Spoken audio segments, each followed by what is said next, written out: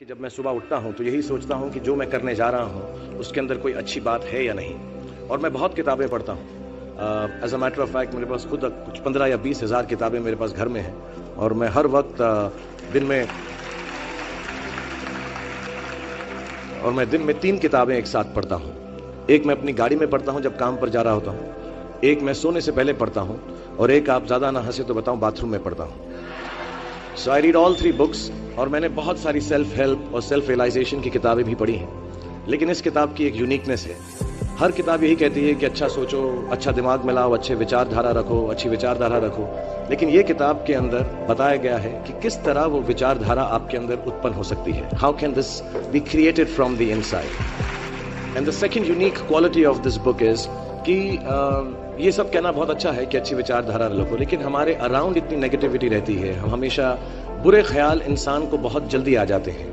But ये किताब के अंदर ये भी बताया गया है कि कैसे वो सेंटर को, वो सोर्स को टैप करके हम बुरे ख्यालातों से बचें। As a matter of fact ये हमारी ज़िंदगी की सबसे बड़ी लड़ाई होनी चाहिए। मैं इस किताब में से 2 पंक्तियां आपको बताना चाहूँगा कि हमें लगता है कि विचारों वाला रावण ज़्यादा शक्तिशाली है, पर उसे ताकत कहाँ से मिलती है? उसे ताकत हमसे ही मिलती है, हमारी सोच से मिलती है। इस किताब में उस सोच, उस सोर्स को कंट्रोल करना सिखाया गया है। और मैं इस्लामिक रिलीजन का हूँ, मैं मुस्लिम हूँ। हमारे में एक वर्ड है जो बहुत मिसयूज होता है, जिहाद। जिहाद का भी थॉट प्रोसेस बिल्कुल यही है कि हमारे अंदर जो बुरी सोच है उसको कॉन्कर करना, उसके लिए लड़ना, उसे जिहाद कहते हैं। बाहर सड़कों पे लोगों को मारने को जिहाद नहीं कहते। 2-3 बातें और कहूँगा लोगों के बारे में जिन्होंने मुझे यहाँ पर बुलाया है, इनसे मेरी मुलाकात हुई और बहुत अच्छा लगा मुझे। जैसा मैंने कहा कि सुबह उठते ही अच्छी थॉट्स सोचो। इस किताब में 2-4 लाइनें और ऐसी हैं जो मुझे लगता है हमको सोचने पर मजबूर करती हैं। If you get up in the morning and if you think only good thoughts, किसी के लिए बुरा मत सोचो, सिर्फ अपना अच्छा सोचो। मैं बड़ा सेल्फिश आदमी हूँ और मैं बिलीव करता हूँ कि अगर दूसरों का सोचने का मौका ना मिले, अपने लिए भी सिर्फ अच्छी बात सोचो। ये मत सोचो कि दूसरा हार जाए, ये सोचो कि मैं कैसे जीतूं। It's only a way that you can turn around the same thought. Because as this book says, विश्व में किसी भी चीज के भौतिक निर्माण से पहले उसका विचारों में निर्माण होता है, which is true. I believe all things created in this world are created by our own thoughts. जो विचार होश और जोश में किए जाते हैं वे ही हकीकत को बदलते हैं। दुनिया वैसी नहीं है जैसा आप सोचते हो, दुनिया वैसी है जैसे आप हो। सो जो भी आपको कभी कभार दिल में आता है कि ये इंसान में से अच्छाई नहीं कर रहा है, ये घटिया है, ये बुरा है, ये जो सिचुएशन है अच्छी नहीं है, as a matter of fact अगर आप अपना नजरिया बदल के रात को सोने से पहले उसी आदमी के बारे में उसके पॉइंट ऑफ व्यू से देखें, उसी सिचुएशन को एकदम नेगेटिविटी के बिना देखें, तो आपको मालूम पड़ेगा कि सिचुएशन इतनी बुरी नहीं है। आपके अराउंड जो लोग हैं, दोस्त हैं या दुश्मन जिन्हें आप समझते हैं, वो एक्चुअली दुश्मन नहीं है। So it is the way you think of the world, that is how the world will look to you, is the most important aspect of this book. मुझे अपनी भी मुझसे पूछा इन्होंने सवाल, मैंने पूरा जवाब नहीं दिया कि मैं जब छोटा था तो कैसा सोचता था। मैं सोचता था कि इतना बड़ा स्टार बन जाऊंगा। आई रिमेंबर मैंने टीवी में एक सीरियल किया था, आप लोग शायद बहुत सारे यहाँ पे छोटे इन्होंने देखा नहीं होगा, एक फौजी सीरियल किया था मैंने। एंड पहली बार जब मैं सड़क में जा रहा था तो मैंने देखा 2 औरतें 3 व्हीलर में हैं, और सडनली उन्होंने मुझको देखा। मेरा नाम उस सीरियल में अभिमन्यु राय था, फौजी में। और सडनली उन्होंने मुझे देखा और मैंने नोट किया कि उनके मुंह पे इतनी बड़ी मुस्कान आ गई है मुझे देखते ही कि हाय शाहरुख शाहरुख, ऐसा करके वो चिल्लाने लगे। And to me the greatest moment in my life and the greatest desire in my life became कि मैं लोगों को मुस्कुराने की रीजन दे सकूं, उनको मुस्कुराने का रीजन दे सकूं।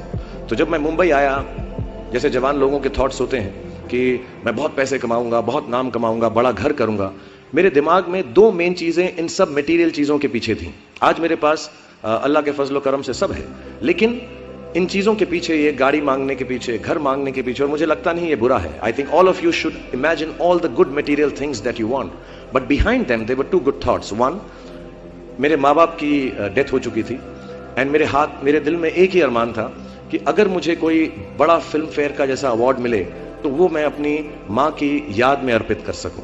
तो my main dream was that I should win the award and become so big that my mother can see me from heaven। मेरे दिल में ये था। और दूसरी बात ये थी कि जो भी मैं काम करूं, जितने साल भी मैं काम करूं, मैं लोगों को मुस्कुराने के रीजंस देता रहूं। So my thoughts were always very positive. My reasons were very, very clear कि I will do this to bring smiles to people's faces. And that's the God's honest truth. Today sometimes I don't need any of it, but I keep working day and night, 20 hours a day. मेरे बेटे का जन्मदिन था परसों और उसने कहा आप मेरे साथ नहीं हो. नहीं, मैंने कहा मैं काम पे जाऊंगा बिकॉज लोगों की मुस्कुराहट मेरे लिए सबसे ज्यादा अहम है. So if you have a good reason, all your thoughts and beliefs and everything that you want in this material world will come through. जितने भी जवान पीढ़ी के लोग यहाँ पर हैं मेरे जैसे जो 20-22 साल के हैं, उन सब से मैं यही गुजारिश करूंगा कि प्रैक्टिकल पर्पसफुलनेस, कि जो काम आप कर रहे हैं उसका कहीं ना कहीं नतीजा अंजाम मिलना बहुत जरूरी है. अगर आप 8 घंटे काम कर रहे हैं तो उसकी आपको तनख्वाह मिलनी चाहिए. अगर आप फिल्मों में काम कर रहे हैं तो आपको उसके लिए अवार्ड मिलना चाहिए. जो भी मटेरियल चीज आपके दिल में है उसकी आस्था, उसका दिमाग में उसको हमेशा रखें. मैं कभी भी किसी बच्चे को ये नहीं कहूंगा कि सारी जिंदगी सोशल वर्क में गुजार दो, अच्छे काम करो, सिर्फ प्रेयर करो. No, I think you should go and get what you want in life. All the material things. You should have a big house for your family. You should have a good car for your elder parents. You should be able to educate your sister and your daughter to the best possible way that you can. Please do all that. But somewhere in your heart, remember that each job that you do, जो भी कार्य आप करें, जो भी काम आप करें, उससे कहीं ना कहीं ह्यूमैनिटी का कुछ ना कुछ पॉजिटिव होना जरूरी है. कहीं ना कहीं पर उनका बढ़ावा होना जरूरी है. If you keep that thought in mind, मैं भी आपको बताऊंगा, कुछ लोगों ने स्टीव जॉब्स के बारे में सुना होगा. अभी रिसेंटली उनका देहांत हुआ. उनको कैंसर था, पैनक्रियाटिक कैंसर था. एंड उन्होंने एप्पल कंपनी सबसे बड़ी कंपनी मानी जाती है दुनिया के अंदर आजकल. उन्होंने अपने अंतिम समय में 6 महीने में रियलाइज किया कि जब भी मुझे मालूम पड़ा कि अब मेरी मौत करीब है, मुझको फेलियर और सक्सेस दोनों का डर या उससे खुशी खत्म हो गई. मेरे दिल में सिर्फ एक ही बात थी कि जब भी मैं कोई चीज बनाऊंगा, कंप्यूटर बनाऊंगा या कोई भी गुड बनाऊंगा, उससे इंसानों का, ह्यूमैनिटी का क्या फायदा होगा. So I want to tell all the youngsters, please do whatever you want to do in terms of being well off materially, but somewhere keep a spiritual thought that the world should be a better place because you were born in it.